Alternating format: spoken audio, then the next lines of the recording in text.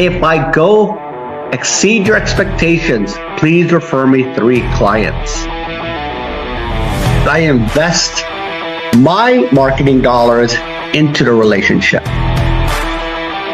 You could do things together as you start building your team. They could come in with absolutely no money and come away with a home.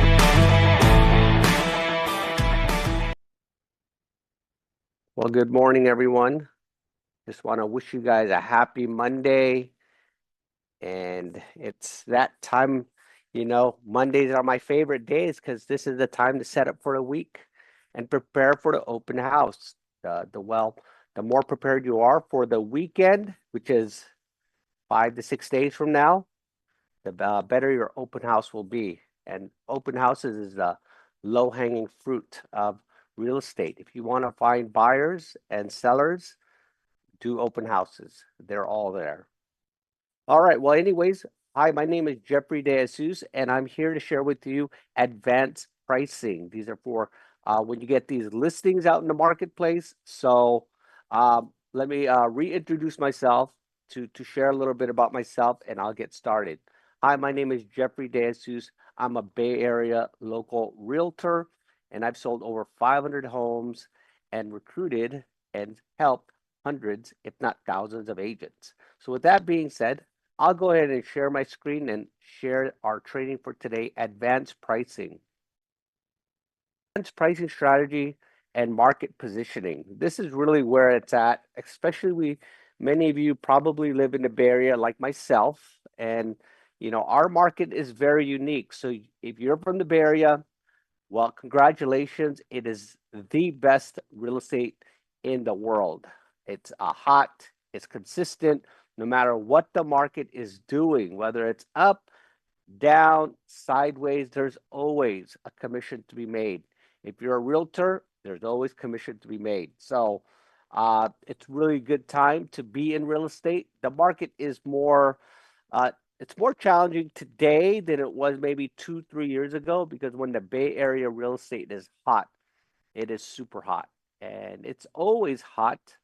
But right now, this last 12 months, the market has changed a little bit. But if you have a good strategy, you'll always have sales. And that's what I love to talk about, because I've helped hundreds and hundreds, if not thousands of agents. Actually, probably thousands of agents. Yep. So, all right, let's get this started. Why pricing strategy matters? Well, pricing is not just data, it's perception. Okay, super important. I mean, that's why, did you see that recent listing in San Francisco? Something in the Richmond district sold for $4 million. It's like, how did they do that? I mean, the comps were only max 2.8 million. This is a single family resident, and houses were stuck together. If you know the Richmond district of San Francisco, man, the houses there's shared walls there, at least most of them. Anyways, perception. The right price creates urgency and competition. The wrong price leads to stagnation and price reduction. The first 14 days are critical for market response. And this is so important, the first 7 to 14 days. So when you get a listing, you prepare, you over prepare, because the first 7 to 14 days will set the tone of that listing. And the worst thing to do is to have a listing, you work so hard to get a listing and not sell it. Beyond the CMA. What's CMA? Comparable marketing analysis. So basically the home value, homes that are sold, it's the data. So CMA tells you what has sold. Strategy determines how buyers perceive value, and the goal is to position property as the best deal in its category. The psychology of pricing. Buyer search in price brackets. Have you ever done your own search?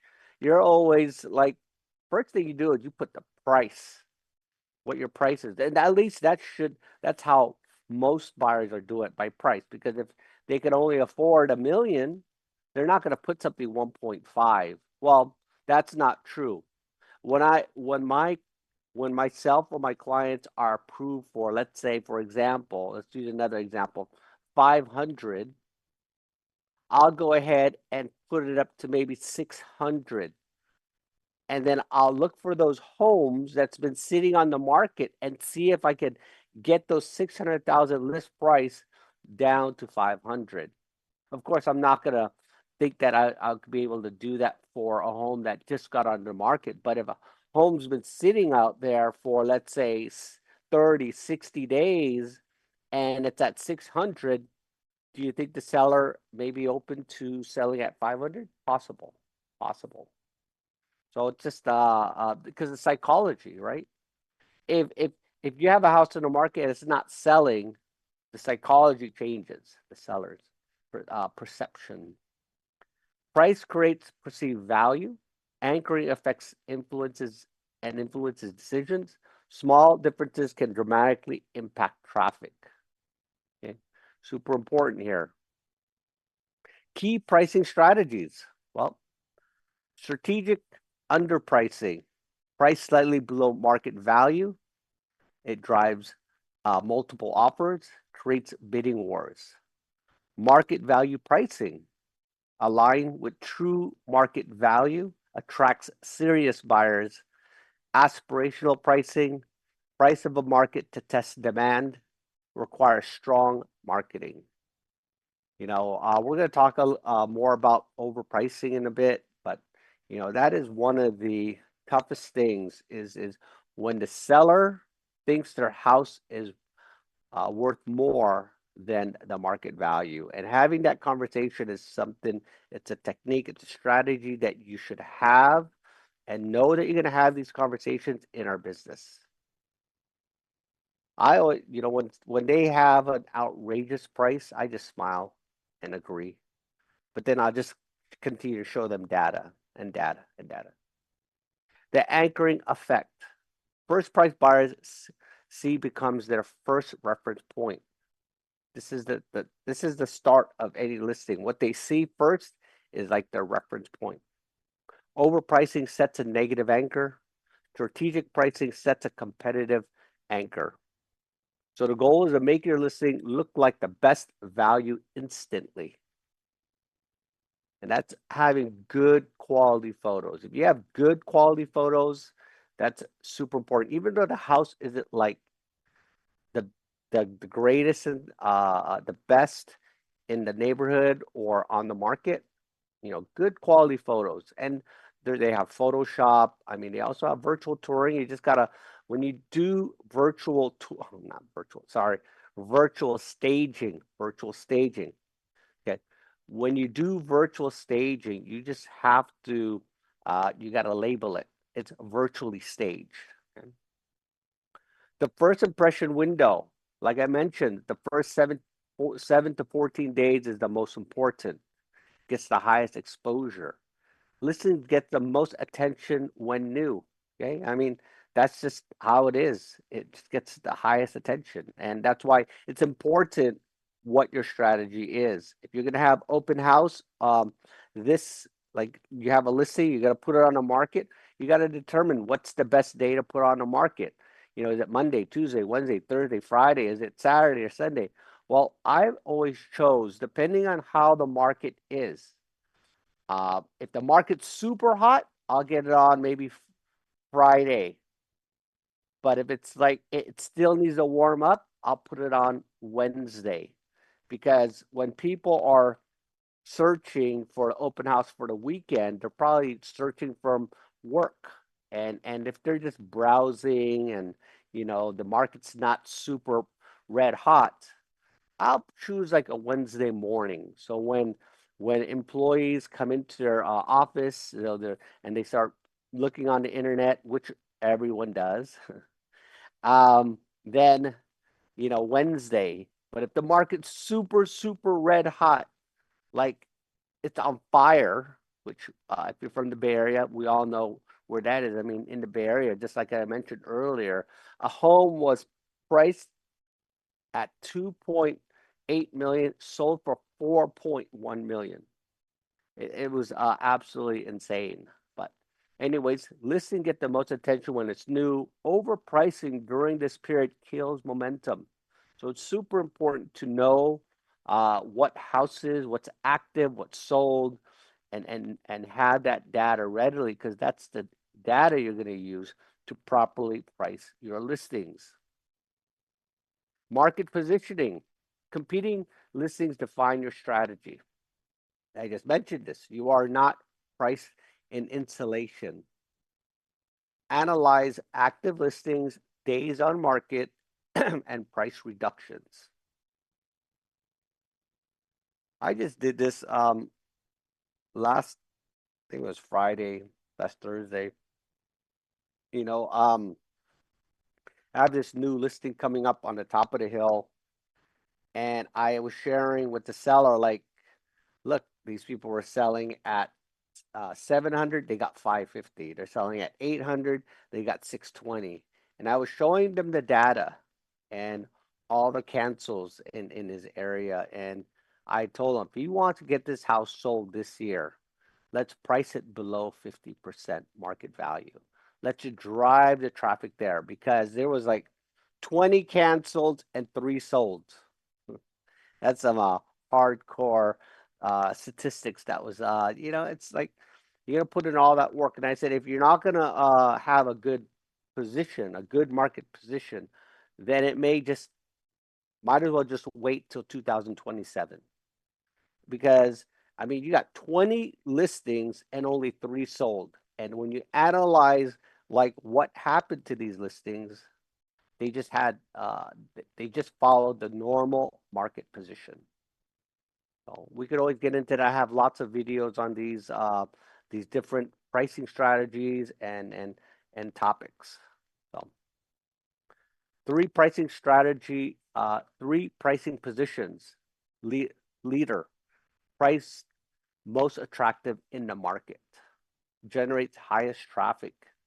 Okay, this is where it's super important, where you have the best price. Like, let's hypothetically say again, you're on the MLS, and let's say you're looking for a 3-bedroom, 2-bath home under 800,000, right? And you're looking at let's hypothetically say, let's say we're looking in Castro Valley. Okay, there's nothing under 800,000 Castro Valley, but let's just hypothetically say you're gonna look on there, and you're gonna find something that's Castro Valley, 3-bedroom, 2-bath, because that's what you're looking for. You found one that's at 725, and everything else is priced at 799, 780. So your property that's priced the best, that's under a 3-bedroom, 2-bath, will get the highest amount of traffic. And that's why it's important.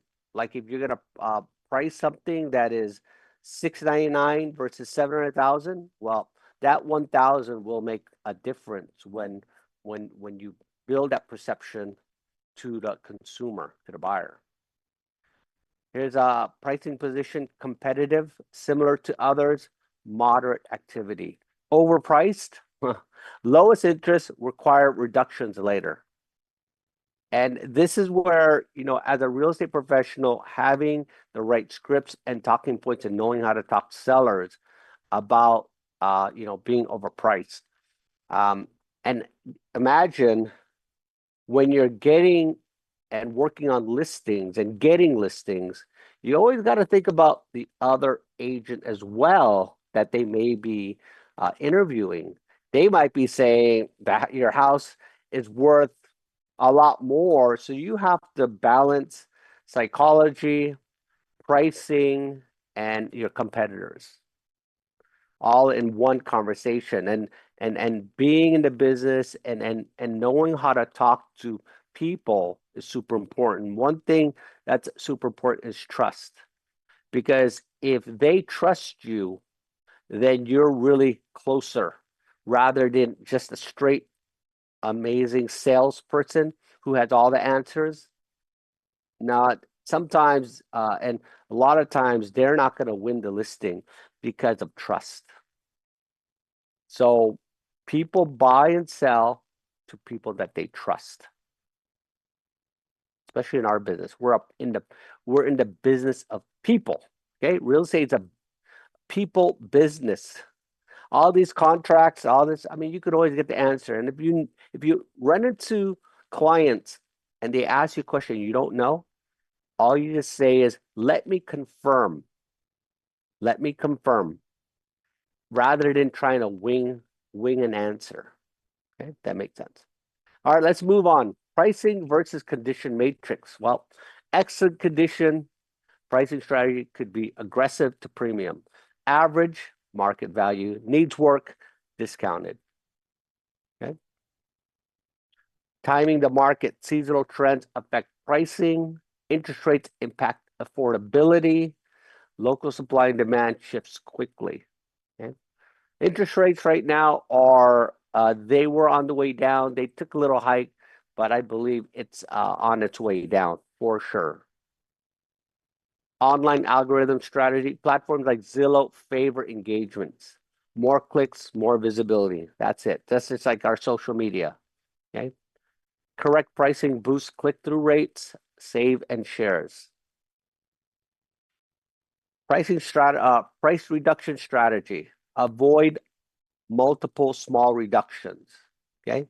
You ever see a listing that goes, I'm just going to use another example, 800,000. Then they do another price reduction, 790, 780, 770. That's what they mean. You want to avoid those small reductions. You go 800, 750, 700,000. Those big price reduction swings really grab the attention of buyers. Make strategic noticeable adjustments. Okay? Reposition listing, not just reduce price. You could make the photos, you could switch them around. You could change your photos from living room as your main photo to the front house, or if they got a view, etc. You could always reposition. You don't just have to do the price. Sometimes, and if your client really trusts you, and let's hypothetically say again that the price of the home, you were on the market for over 90 days, because it happens, and you feel that it's time to let's take it off the market and put it back on after 30 days. Because if you take the property off the market for 30 days, it's going to reset the days on the market. Because when consumers see your home, a home with many days on the market, they psychologically they think there's something wrong with the property, so they could lowball you. Okay, so if you reset the days on the market, it's going to look fresh after 30 days. But make sure it's canceled, not withdrawn. A withdrawn listing means you're just taking it off the market. But then you have to, you take it off the market, but your days on the market still continues to go add up. All right. All right. Let's move on. Seller communication. Set expectations early. Okay. Explain strategy beyond the CMA. Use data and psychology. Show competing listings side by side. I think because we have, I mean, text is so convenient and it's a nice way to communicate. Giving them an update. I like to give my clients 2 to 3 updates per week. And if I have something to update, I will.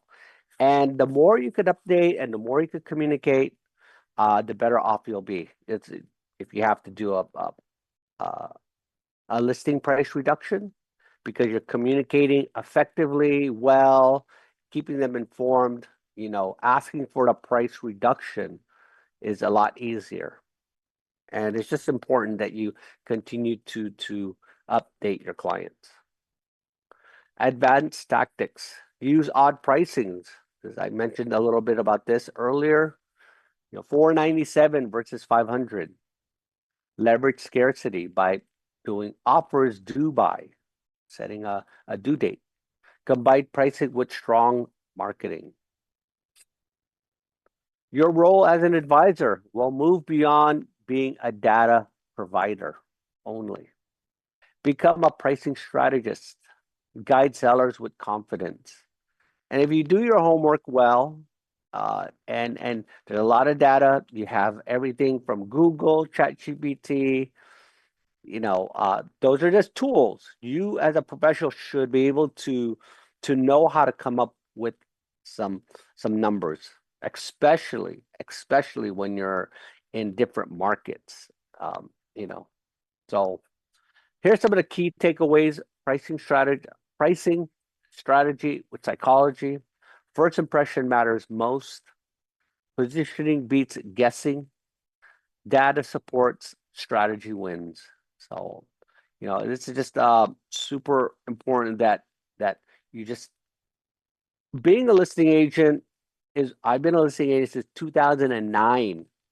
My career started in 2002. I started with many buyers, and then as a single full-time parent, I I realized that I have to become a listing agent for me to control my own destiny and life. And as a single full-time parent, things were important to me. I wanted to be there for my daughter. I wanted to be at her games. I didn't hire any babysitters.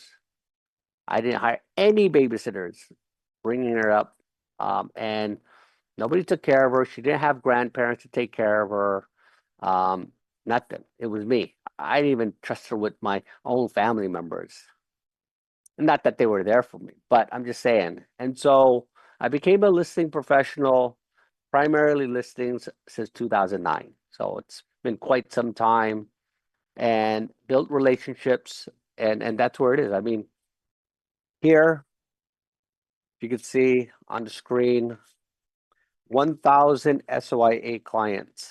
Let me just go ahead. I'll finish up a little bit here. I want to thank you for your time. I'm going to stop sharing. I want to talk to you for a bit, but I became a listing agent in 2009. How did that happen? I worked hard on working a lot of buyers. I realized shortly after, for me to control my time and for me to be there for my daughter in all her activities, trying to be a good parent and juggling a commission-only business, my real estate business, I realized having listings. And so I learned early on to get a lot of listings because when you have a lot of listings, a broker always told me if you have listings, you'll have buyers, and I took that to heart. I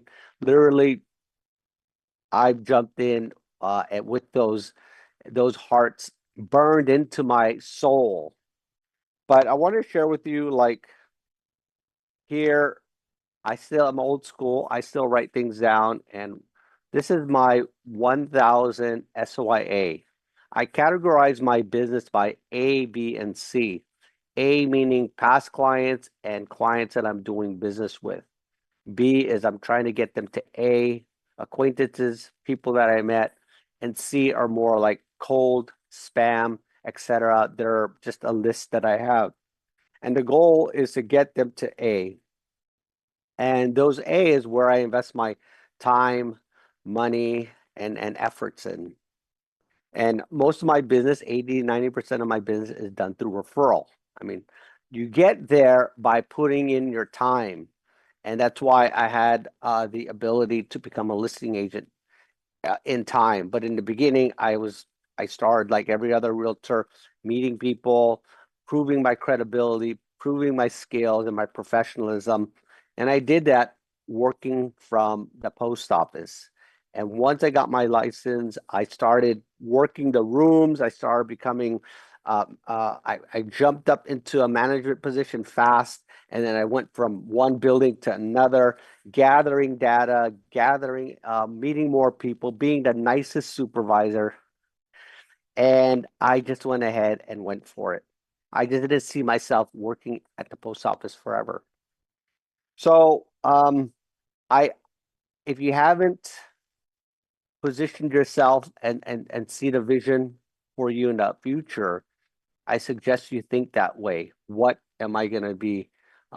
What do I see my business being? You see yourself being a listing agent, because this presentation is for listing agents. Not necessarily, it's for a listing, not necessarily for listing agents, for getting listings and positioning listings. But if you want to talk further or you need more information about how to be a listing agent. I have several videos on there. Go take a look at my library, check out my YouTube. But anyways, until next time, thank you so much for joining me here at Real Estate Edge. Until next time, take care.